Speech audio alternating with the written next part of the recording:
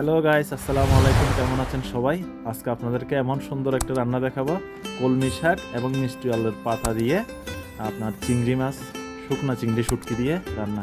এটা এত টেস্টি, এত অল্প সময়ে রান্না করা যায়। বিশেষ করে যখন আপনার কাছে অন্য কোনো তরকারি থাকবে না ভালো কিছু, তখন যদি আপনার এই তরকারিটা রান্না করেন, এমনভাবে খাবে পরিবারের সবাই, চেটে পুটে খাবে যা আপনি স্বপ্নেও কল্পনা করতে পারবেন না। ঠিক আছে, এখন আমি আপনাদেরকে দেখাচ্ছি কীভাবে রান্নাটা করতেছি। এটা হচ্ছে আমার চিংড়ি শুটকিটা। এটাকে আমি প্রথমে ভালো করে একটু ফ্রাই করে নিলাম প্যাকেট থেকে খোলার পরে। ফ্রাইটা শেষ করার পর এটা ভালো করে ধুয়ে নিতে হবে। ঠিক আছে, এখন পরিমাণ মতো তেল দিয়ে তেলের সাথে কাঁচামরিচ এবং পেঁয়াজগুলো দিয়ে দিলাম। এই রান্নাটা আমাকে সার্বিক সহযোগিতা করছে আমার রুমমেট, শ্রদ্ধেয় বড় ভাই mister Mohammad Shihabuddin from United state of Noakhali.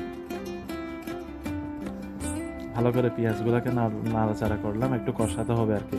পরিমাণ মতো লবণ দিয়ে দিন, যার যতটুকু প্রয়োজন হয়। আমি আমার মতো করে দিলাম। এখানে দিলাম আদা রসুন বাটা একসাথে মিক্স করা আছে এখানে, পরিমাণ মতো, যার যতটুকু প্রয়োজন হয়। এখন অনেকে প্রশ্ন করতে পারেন শাক এবং চিংড়ি মাছের মধ্যে আদা রসুন পেস্ট কেন দিলাম। এটা আসলে একটা ফ্লেভার প্লাস রান্নাটা একটু সুন্দর হওয়ার জন্য। ওই যে চিংড়িগুলো ফ্রাই করার পর যখন ঠান্ডা হয়ে গেলো একটু ভালো মতো ধুয়ে নিলাম, পরিষ্কার করে নিচ্ছি। এখন পরিমাণ মতো আপনি হলুদের গুঁড়ি দিয়ে দেন, পরিমাণ মতো সব কিছু। হলুদের গুঁড়ি দেওয়া শেষ। এরপর দিলাম হালকা মরিচের গুঁড়া। এটা দিলাম আসলে কালার আসার জন্য। এটা হচ্ছে আপনার কারি পাউডার। কারি পাউডার বলতে বেসিক্যালি এখানে সব কিছু মিক্স থাকে, গরম মশলা। এটা হচ্ছে ফিশ মশলা রেডিমেড। এটা এখন শাকের মধ্যে ফিশ মশলা দিচ্ছি কারণ এখানে যেহেতু চিংড়ি মাছ আছে, আপনার চিংড়ি শুটকি, এই জন্য।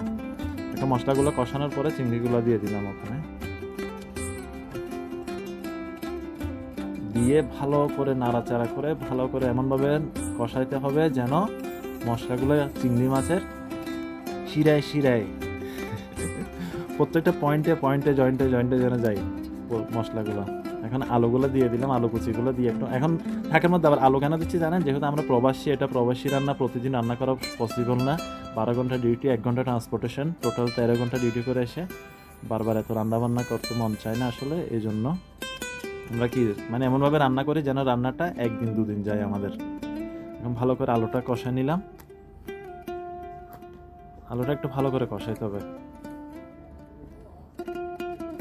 এতক্ষণ অ্যাকচুয়ালি নাড়াচাড়া করার মূল কারণটা হচ্ছে যেন মশলাগুলো একটু ভালো করে সব কিছুর মধ্যে মিক্স হয় এবং যায় এবং মশলার ঘ্রাণটা যা চলে যায়। এখন আপনি এখানে ওই কলমি শাক এবং আলু শাকের, মিষ্টি আলু শাকের পাতাগুলো দিয়ে দিবেন। ব্যাস, দিয়ে একটু ভালো করে আবার মিক্স করবেন।